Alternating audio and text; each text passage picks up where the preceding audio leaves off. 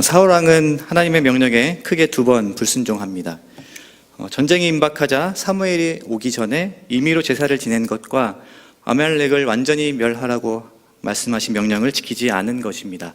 생각해보면 이것은 굉장히 이성적이며 실용적인 행동입니다. 적들은 쳐들어오는데 사무엘은 어디 갔는지 보이지 않습니다. 사울은 싸우기 전에 제사라도 드리고 싸우는 것이 괜찮다고 생각했을 것입니다. 짐승도 다 죽이지 말고 제사에 쓰이는 좋은 짐승들은 살려두자고 하는 것은 꽤 괜찮은 이유입니다. 사울의 눈에 멀쩡한 짐승까지 다 죽이려고 하니 얼마나 아까웠겠습니까? 제사용으로 쓰면 딱 좋은데 제사도 드리고 남은 고기도 함께 나눠 먹고 그러면은 좋을 것 같아서 살려두었을 것입니다. 그러나 순종은 실용적이지 않습니다. 하나님께서는 순종을 요구하실 때 그것이 실용적이냐 아니냐를 따지지 않으십니다. 하나님은 재물이 없어서 예배를 안 받으시는 분이 아닙니다. 아말렉의 가장 좋은 짐승의 재물을 태워드린다고 해도 그 마음의 중심에 하나님이 없는 사울의 예배를 하나님께서 받으실 이유가 없었습니다. 하나님의 뜻이라면 아무리 아까워도 낭비해야 될 때가 있습니다. 순종이 곧 예배이고 예배는 곧 거룩한 낭비입니다. 이 새벽에 이렇게 나와서 예배 드리는 것도 굉장히 소모적인 일 아닙니까? 세상 일도 하나님의 말씀대로 살다 보면 손해보는 것들이 더 있습니다. 돈을 더 쓰지 않아도 되는 일에 돈이 더 드는 경우도 있습니다. 예수님을 믿는 사람이라면은 그 믿는 사람이라는 사실을 밝히면 사업상 손해되는 일들도 분명히 있을 것입니다. 세상 사람들은 술을 먹지 않는 사람들과는 상종하지 않는 경우가 있기 때문입니다. 하지만 바울은 예수 그리스도를 아는 지식이 가장 고상하기 때문에 모든 것을 배설물로 여긴다고 그렇게 고백을 합니다. 예수님이 가장 소중하기 때문에 다른 걸 다 배설물처럼 여긴다는 것은 정말 실용적이지 못하고 소모적인 것입니다. 그럼에도 하나님께서는 사울에게 그러셨던 것처럼 저와 여러분에게 거룩한 낭비를 요구하실 때가 있습니다.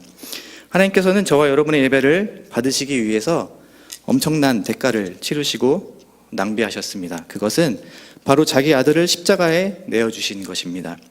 예수님께서는 십자가에서 물과 피를 모두 쏟으셨습니다. 아마 이것보다 더 심한 낭비는 없을 것입니다. 사무엘상의 중심이 되는 말씀은 순종이 제사보다 낫고 듣는 것이 수양의 기름보다 나으니라 라는 말씀입니다.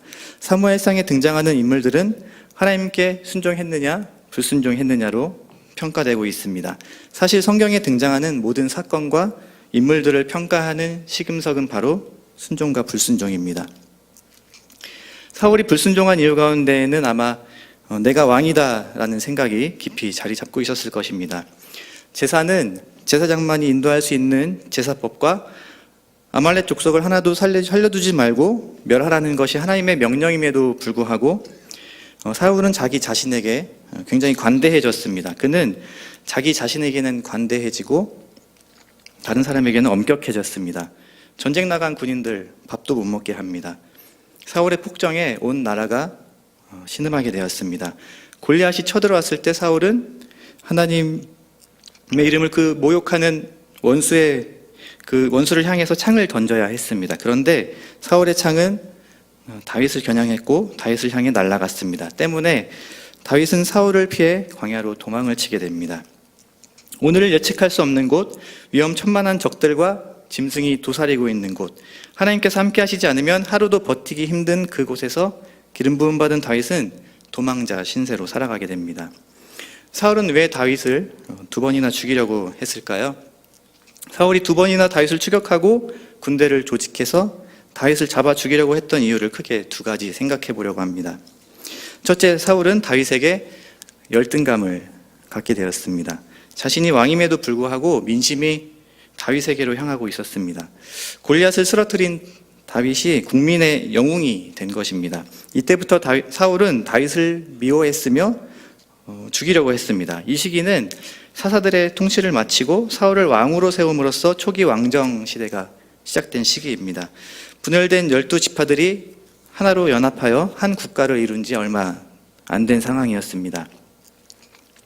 주변 열강들이 호시탐탐 노리며 이스라엘을 무너뜨리려고 하는 상황 가운데에서 사울은 이스라엘 초대 왕으로서 국력을 강화하고 백성들의 삶을 보살피며 더욱 엎드려서 하나님을 예배하고 기도하고 말씀대로 통치해야 했습니다. 사울이 골리앗을 죽인 다윗을 인정해주고 세워주고 나라의 영웅으로 치하해 주었다면 그것이 왕으로서 덕이 되고 백성들에게는 귀감이 되었을 것입니다.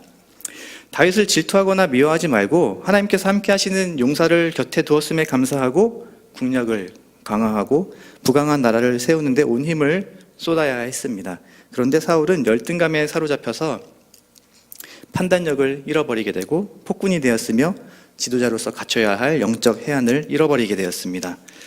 사울은 천천히요, 다윗은 만만히요 라고 찬양했던 주변 사람들이 열등감을 부추긴 면도 없지 않아 있기도 합니다. 사랑하는 성도 여러분, 지금 여러분께서는 자기가 비교하는 대상이 누구이십니까? 한때는 내가 더 잘 나갔는데 지금 나보다 더 잘 나가는 사람을 바라보면서 열등감을 느껴보신 적은 없으십니까? 하나님의 영으로 충만한 사람은 남들과 비교하며 열등감에 빠지지 않는 줄을 믿으시기를 주님의 이름으로 축복합니다. 사울이 열등감에 빠진 이유는 사울에게서 하나님의 영이 떠났기 때문입니다. 하나님의 영이 떠나면은 비교의식에 사로잡히게 됩니다. 하나님 안에서 건강한 자아를 발견하시고 있는 그대로의 모습 사랑하시고 자신을 용납하시고 자기 자신과 화해하시기를 주님의 이름으로 축원합니다. 그리스도 안에서 여러분은 그 누구와 비교해도 결코 열등하거나 우월하지 않습니다. 혹시 비교해야 한다면 나보다 더 십자가를 가까이 하는 성도와 비교하시기를 축복합니다. 삶이 힘들고 어려운데 묵묵히 자기 십자가를 지고 예수님을 따르는 성도들을 바라보시기 바랍니다. 그러면 여러분 안에 헛된 열등감이나 우월감이 사라지게 될 것입니다. 그리고 거룩한 열정이 생길 것입니다. 이 사순절 기간에 저와 여러분을 위해 십자가를 지신 예수님 또는 예수님을 따르기 위해 자신의 삶을 드린 신앙의 위인들과 자기 자신을 한번 비교해 보시기를 축복합니다. 둘째로 사울이 다윗을 죽이려고 했던 이유는 다윗에게서 두려움을 느꼈기 때문입니다. 사무엘상 18장 12절에 여호와께서 사울을 떠나 다윗과 함께 계심으로 사울이 그를 두려워한지라 하고 말씀하고 있습니다. 사울은 다윗이 자기를 해칠지도 모른다는 두려움에 빠져 있었습니다.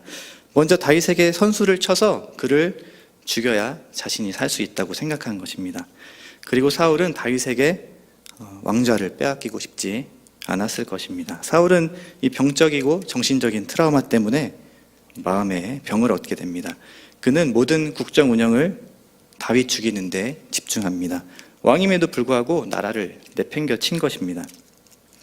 성경에는 기록되어 있지 않지만 아무 죄도 없는 다윗을 추격하는 데 국력과 자원을 낭비하는 사울로 인해서 백성들이 얼마나 고통을 받았을지 모릅니다. 사울은 자신을 위해 수금을 연주하는 다윗에게 2번이나 창을 던졌으며 다윗을 잡으려고 원정대를 꾸려서 광야로 군대를 2번이나 파견을 합니다. 본문을 보면 사울이 다윗을 죽이기 위해 황무지로 3,000명의 군대를 파견을 합니다. 그렇게 군대를 파견하면서까지 다윗을 죽이려고 했던 사울의 마음속이 이미 전쟁터였습니다. 그리고 사울은 이스라엘 앞에 닥친 더 큰 전쟁에 대비하지 못했습니다. 다윗 때문에 스트레스 받아서 정신적으로 정말 큰 스트레스를 받았습니다. 얼마나 괴롭고 우울하고 힘들었을지 생각하면 사울에게 인간적인 측은한 마음도 생깁니다. 사실 사울은 생각해보면 아무것도 아닌 일에 엄청나게 소모적인 낭비를 하고 있었습니다. 하나님께 낭비하지 못한 사람은 하나님이 아닌 일에 낭비하게 되어 있습니다. 그렇지 않습니까? 사랑하는 성도 여러분, 여러분께서 하나님을 위해 쓰지 않은 시간이나 재물을 어떻게 사용하셨는지 한번 생각해 보시기 바랍니다. 생산적인 일이 그렇게 많지 않으실 것입니다. 사울이 그렇습니다. 두려움에 사로잡힌 사울은 모든 것을 낭비하고 모든 것을 다 잃었습니다. 사울 곁에는 조언을 해주는 좋은 친구도 없고 충성을 바치는 신하도, 사랑하는 가족도, 그를 왕으로 세우신 하나님도 남아있지 않았습니다. 오늘 본문 말씀을 보면 다윗을 벽에 박아버리려고 했던 창끝이 아비새를 통해서 부메랑처럼 사울을 겨냥한 창으로 돌아와서 사울을 향해 있음을 알게 됩니다. 사랑하는 성도 여러분, 여러분은 지금 평안하십니까? 천군 만마가 있어도, 왕궁에 있어도 하나님께서 함께 하시지 않으면 여러분의 마음은 자격지심으로 가득한 자아의 영적 전쟁터가 될 것이며, 주변에 있는 가족들과 친구들도 믿지 못하게 될 것이며, 사무치는 외로움 때문에 우울증에 시달리게 되실 것이며 두려움이라는 감옥에 갇히실 것입니다. 하나님의 말씀에 순종함으로 주시는 평안과 감사가 사랑하는 성도 여러분의 삶 속에 가득하시기를 주님의 이름으로 축원합니다. 이제 사울과 대조되는 다윗의 모습을 한번 살펴보겠습니다. 본문 26장의 배경이 되고 있는 장소는 다름 아닌 광야입니다. 다윗은 온갖 종류의 위험이 도사리고 있는 황무지 한복판에 서 있습니다. 거기에다가 미쳐버린 왕이 자신의 목숨을 노리고 있습니다. 그런데 본문을 읽다 보면 다윗은 사울을 별로 두려워하지 않는 것 같은 그런 느낌을 받습니다. 아주 대담한 태도로 자신을 추격하는 사울을 가만히 지켜봅니다. 군대를 이끌고 다윗을 추격하는 사울은 불안함과 두려움으로 가득한데 광야 한복판에 혼자 서 있는 다윗은 여유가 느껴진다는 것입니다.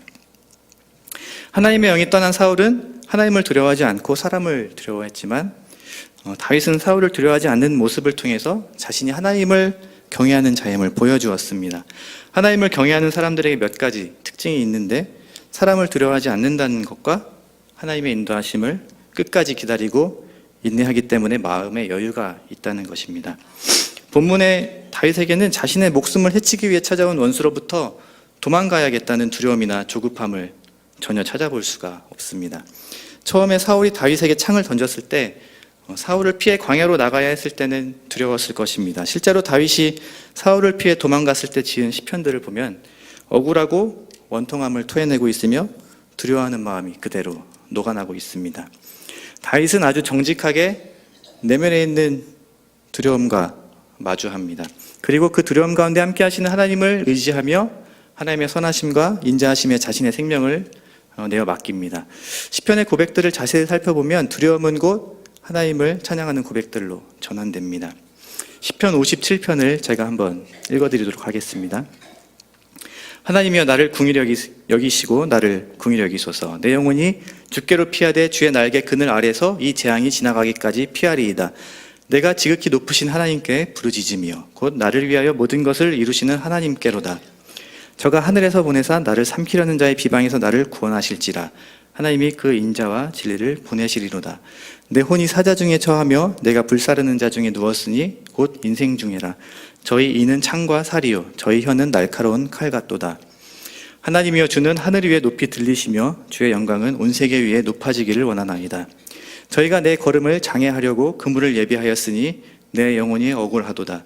저희가 내 앞에 웅덩이를 팠으나 스스로 그 중에 빠졌도다. 하나님이여 내 마음이 확정되었고 내 마음이 확정되었사오니 내가 노래하고 내가 찬송하리이다. 내 영광아 깰지어다. 비파야 수금아 깰지어다. 내가 새벽을 깨우리로다. 주여 내가 만민 중에서 주께 감사하오며 열방 중에서 주를 찬송하리이다. 대저 주의 인자는 커서 하늘에 미치고 주의 진리는 궁창에 이르나이다. 하나님이여 주는 하늘 위에 높이 들리시며 주의 영광은 온 세계 위에 높아지기를 원하나이다. 아멘. 사랑하는 성도 여러분, 어떻게 하면 자신의 생명을 해하려는 원수가 칼을 갈며 기다리고 있는 상황에서 이런 영광스러운 노래를 부를 수가 있습니까? 답은 하나님을 경외하는 것입니다. 하나님을 경외하는 자를 원수의 계략에서 지키시고 보호하십니다. 본문 26장 12절 말씀을 함께 보겠습니다. 다윗이 사울의 머리 곁에 창과 물병을 가지고 떠나가되 깨든지 이를 보든지 알든지 하는 사람이 없었으니 이는 여호와께서 그들로 깊이 잠들게 하셨으므로 그들이 다 잠이었더라. 하나님께서 다윗의 목숨을 해하려 하는 자들을 다 깊은 잠에 빠지게 하셨습니다.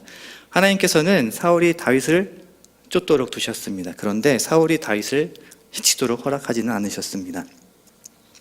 결론적으로 다윗이 하나님을 경외하는 자라는 것을 보여주는 행동이 본문 26장 8절에서 11절에 나타납니다. 함께 읽겠습니다. 시작. 아비새가 다윗에게 이르되 하나님이 오늘날 당신의 원수를 당신의 손에 붙이셨나이다. 그러므로 청하오니 나로 창으로 그를 찔러서 단번에 땅에 꽂게 하소서. 내가 그를 2번 찌를 것이 없으리이다. 다윗이 아비새에게 이르되 죽이지 말라. 누구든지 손을 들어 여호와의 기름 부은 자를 치면 죄가 없겠느냐. 또 가로되 여호와께서 사시거니와 여호와께서 그를 치시리니 혹 죽을 날이 이르거나 혹 전장에 들어가서 망하리라. 내가 손을 들어 여호와의 기름 부음 받은 자를 치는 것을 여호와께서 금하시나니 너는 그의 곁에 있는 창과 물병만 가지고 가자 하고. 다윗이 사울 때문에 허비했던 그 억울한 시간들을 생각하면, 만약에 그 시간들을 생각하면서 칼을 갈았다면 단칼에 찔러 죽였을지도 모릅니다. 지금 당장 죽이지 않으면 이 도망자의 신세가 언제 끝날지 기약이 없습니다. 사울을 창으로 찔러 죽이는 순간 도망자 생활 끝입니다. 함께 지냈던 다윗의 식솔들에게도 이것은 정말 복음입니다. 이것은 하나님께서 허락하신 절호의 찬스가 아닐 수 없습니다. 아비새는 하나님께서 사울과 사울의 군사들을 다 잠들게 하신 것이 하나님께서 사울을 죽이도록 기회를 주신 것이라고 그렇게 생각을 했습니다. 하지만 다윗은 원수를 갚으려고 창을 든 아비새에게 김 빠지는 소리를 합니다. 죽이지 말라. 여호와께서 그를 치실 것이다. 당장에 찔러 죽여도 시원찮을 판에 하나님께서 치실 것이니 하나님을 기다리라는 것입니다. 예전에 혈기 있는 다윗이었다면 결코 하나님을 기다리라고 말할 수 없었을 것입니다. 다윗이 사울을 죽이지 않는 이유는 그가 여호와의 기름 부음 받은 자이기 때문입니다. 왕으로서 사울의 권위가 아니라 사울을 세우신 하나님의 권위 때문입니다. 하나님께서는 다윗을 정금같이 이렇게 만드시기 위해서 광야에서 하나님을 기다리는 훈련을 아주 톡톡히 시키십니다. 사랑하는 성도 여러분, 여러분에게는 언젠가 여러분을 괴롭게 하고 힘들게 하고 아쉬운 소리 하면서 마음에 상처 주었던 사람에게 그동안 받았던 것을 되돌려줄 기회가 한 번쯤, 두 번쯤 찾아올지 모르겠습니다. 아마 언젠가 그 순간이 올 것입니다. 나에게 안겨주었던 그 모멸감을 되갚아줄 통쾌하고 영광스러운 순간이 여러분에게 올 것입니다. 하지만 여러분에게 그 순간이 왔을 때 여러분의 손으로 통쾌한 복수하는 일을 멈추고 하나님의 갚으심을 기다리실 수 있겠습니까? 성경을 통해서 발견하는 하나님을 경외하는 자, 예수님을 가장 많이 닮은 사람은 자기 손으로 원수를 갚지 않는 사람인 줄 믿으시기를 주님의 이름으로 축원합니다. 여러분께서 원수를 선대하시면은 하나님께서 영광을 받으십니다. 그리고 원수의 입술이 여러분을 축복할 것입니다. 여러분의 마음에 남아있는 상처와 쓴뿌리를 하나님과의 친밀한 교제 가운데 해결하고 나면 원수를 갚아야겠다는 마음이 사라지고 그동안 증오와 미움 가운데 갇혀있던 자기 자신을 풀어주게 됩니다. 더 이상 원수 갚는 것은 아무런 의미가 없습니다. 하나님께서 언젠가 내 손으로 저 사람에게 안 갚음하고 말겠다 하는 마음을 바꿔주시고 평안한 마음을 주십니다. 이것이 성령 안에서 누리는 자유입니다. 용서하지 않으면 결국 자기 자신이 미움과 증오의 노예가 됩니다. 사랑하는 성도 여러분, 평소에 관계로 인해 생긴 마음의 상처를 하나님 안에서 그때그때 해결하시고 그리스도의 사랑으로 용서하실 수 있게 되기를 주님의 이름으로 축복합니다. 어렵고 견디기 힘든 시간들을 통해서 하나님께서는 여러분을 정금과 같이 단련하시고 하늘로부터 내려오는 평안과 기쁨, 감사를 맛보게 하실 것입니다. 그리고 예수 그리스도를 닮은 모습으로 빚어가실 것입니다. 말씀을 정리하겠습니다. 사울은 하나님의 말씀에 불순종함으로 열등감과 자격지심, 두려움에 갇혀서 인생의 비전이 오직 다윗 죽이는데 혈안이 되어 있는 반면에 다윗은 하나님과의 친밀한 교제를 통해서 광야에서도 원수 앞에서도 넉넉하게 승리하는 모습을 보여줍니다. 손자병법에서도 최고의 승리를 싸우지 않고 이기는 것이라고 하였는데 본문 말씀을 통해 다윗은 싸우지 않고 이기는 법을 저와 여러분에게 가르쳐주고 있습니다. 그것은 바로 하나님을 경외하는 것입니다. 하나님을 경외할 때 나의 싸움은 하나님의 싸움이 됩니다. 저와 여러분이 이 전쟁 같은 인생 살아가는 동안 취해야 될 태도는 그리스도인으로서 믿음의 사람으로서 마땅히 가져야 할 믿음과 자부심과 품위를 유지하는 것입니다. 하나님께서 어떻게 행하시는지 평안한 마음으로 여유를 가지고 기다리며 오늘 하루 하나님을 경외하심으로 모든 상황에서 넉넉히 이기시기를 주님의 이름으로 축원합니다. 그렇게 하나님께 영광을 돌리는 성도분들 되시기를 주님의 이름으로 축복합니다. 함께 기도하시겠습니다. 이 시간 주신 말씀을 기억하며 함께 기도하겠습니다.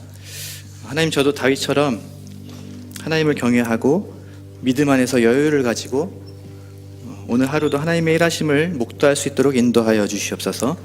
삶의 예배자로 하나님 말씀에 순종하고 오늘 하루도 승리케 하옵소서. 시간에 작은 목소리로 같이 기도하시겠습니다. 네, 주님 감사합니다. 새벽 저들의 발걸음을 주님으로 인도하시고 새벽을 깨워주시며 감사합니다. 다윗처럼 하나님을 경외하고 어떤 상황 속에서도 흔들림 없는 믿음으로 하나님을 기쁘시게 되신 믿음의 사람으로 설 수 있도록 축복하여 주시옵소서. 하나님의 일하심을 목도할 수 있도록 인도하여 주시옵소서.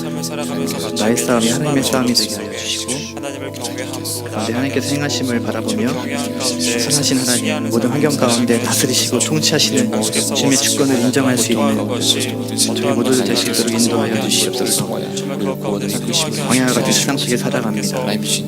주님의 도우심 없이는 하루도 살아갈 수 없는 연약한 존재들입니다. 독수리가 나에게 친 열랑 같은 새 힘으로 오늘 하루 저희들에게 공급하여 주시고 하나님을 영화롭게 하며 그때 허락된 자리에서 사랑을 존귀하게 하는 과연 그 교회 성도로서 살아갈 수 있도록 인도하여 주시옵소서. 이 시간 교회를 위해서 같이 기도하겠습니다. 우리 교회가 감당하는 모든 사역이 영혼 구원과 영적 성숙에 집중되도록 학교 건축이 진행되는 가운데 기도로 꿈을 세워가며 우리 하나님이 하신다는 믿음 끝까지 갖도록 같이 기도하겠습니다. 모든 성도들이 한마음 한뜻으로 지금 여기에서 할 수 있는 작은 것부터 드리는 오병이어의 기적의 주인공이 되도록 같이 기도했으면 좋겠습니다. 특별히 담임 목사님의 영육간의 강건함과 회복을 위하여 주여 한번 부르짖고 다 함께 통성으로 기도하겠습니다. 주여! 은혜 주님 감사합니다. 주여는 내 가운데 하나님께서 주신 귀하다 비전을 이루어가십니다. 우리 교회가 감당하는 모든 사역의 영혼 구원과 영적 성장을 하시니 감사합니다. 아직도 믿지 않는 영혼을 구원하는 일에 우리가 모두 함께 전심전력하여 이 영혼과 영적 사역에 복음을 전도하는 모두들 다 부족하지 아니하도록 이끌어 주옵소서. 그리하여서 하나님 영어로 가져온 꿈을 세워갈 수 있도록 도와주시고 우리 하나님께서 하신다는 믿음을 끝까지 하여 주옵소서. 하나님 여러 가지 사역들을 하고 있습니다. 특별히 여기에서 기억하고 있사오니 주여 교회 꿈을 지어가는 거룩한 사명 가운데 주여 은혜를 도와주시고 모든 성도들의 마음을 하나로 모아주셔서 우리 모든 생각들이 하나님께 전송되며 나아갈 수 있도록 인도하여 주옵소서. 들리는 여러 가지 소리들 가운데 잠잠하게 하시고 오직 하나님의 뜻을 어디인가를 우리가 소중하게 하시며 그 말씀으로 말미암는 귀한 과정이 이루어질 수 있도록 주님 인도하여 주옵소서. 하나님의 지혜인가를 주옵소서. 정말 여러 가지 계획들을 세워나가고 가운데 하나님의 기뻐하시는 것들로 우리가 순종하며 나아갈 수 있도록 주님 인도하여 주옵소서. 말씀을 따라 생각하게 하여 주옵소서. 능력의 주님을 바라보며 나아갈 수 있도록 인도하여 주옵소서. 폭발하는 하나님 목사님 여기까지 강건하게 하시고 회복 중에 계시는데 이 모든 과정들 가운데 주님의 귀한 은혜를 경험하게 인도하여 주옵소서. 이 시간에 조국 대한민국을 위해서 같이 기도하겠습니다. 정의와 공의가 바로 선 나라, 하나님께서 통치하시는 나라 되게 해달라고 같이 기도하겠습니다. 나라의 지도자들과 위정자들이 하나님을 경외함으로 국민들의 삶을 돌아보도록 국정 운영에 지혜를 주시고 선한 정책들을 펼칠 수 있도록 특별히 올해 있을 대통령 선거 가운데 하나님을 경외하는 지도자가 세워질 수 있도록 다시 한번 주여 부르짖고 통성으로 기도하겠습니다. 주여! 대한민국을 풀어주시옵소서. 하나님께서 사랑하시는 나라 위해서 기도합니다. 대한민국과 다시 한번 하나님을 경외하고 하나님의 공의와 하나님의 정의가 바로 선 나라 될 수 있도록 주님께서 함께하여 주시옵소서. 하나님께서 통치하시고 하나님께서 주무하게 하시옵소서. 하나님 자유롭게 찾아가고 또한 예배하게 하셨습니다. 나라의 지도자들 우리가 만물을 섬기며 수학하여 전세를 거듭 전합니다. 하나님 수많은 국민들의 삶을 돌아볼 수 있도록 하나님 우리가 주사 앞에 주님 앞에 말씀 가운데 엎드려 제해주시고 주여 자복하며 나아가게 해주시옵소서. 하나님 교회가 다시 한번 일어나게 하시고 주의 말씀을 회복하며 나아가는 귀한 좋은 대한민국이 되어지게 하여 주옵소서. 위정자들이 하나님을 두려워하게 하여 주시고 하나님 수많은 사람들 가운데 하나님을 경배하며 나아가는 귀한 발걸음들이 일어나게 하여 주옵소서. 시간에서 우리가 스스로 정말 악한 길을 떠나 하나님의 경배하며 이 땅으로 회복해달라고 기도하며 나아가는 주의 백성들이 일어나게 하여 주옵소서. 하나님 그런 말미암아서 아버지 통치가 이 땅 가운데 되게 하시고 하나님의 귀한 사랑의 가치가 이 땅 가운데 발현되어질 수 있도록 주님 인도하여 주옵소서. 특별히 어려운 훈련한 적응 가운데 있습니다. 이 모든 시기들 가운데 행복하며 나아갈 수 있도록 인도하여 주옵소서. 이제 마지막으로 중앙의 환우들을 위해서 같이 기도하겠습니다. 병상에서 신음하고 고통받는 환우들과 그들의 가족들의 기도를 들어주시고 치료하시는 하나님께서 임하시도록 특별히 군 복무, 해외 유학 중인 자녀들을 위해서도 중보합니다.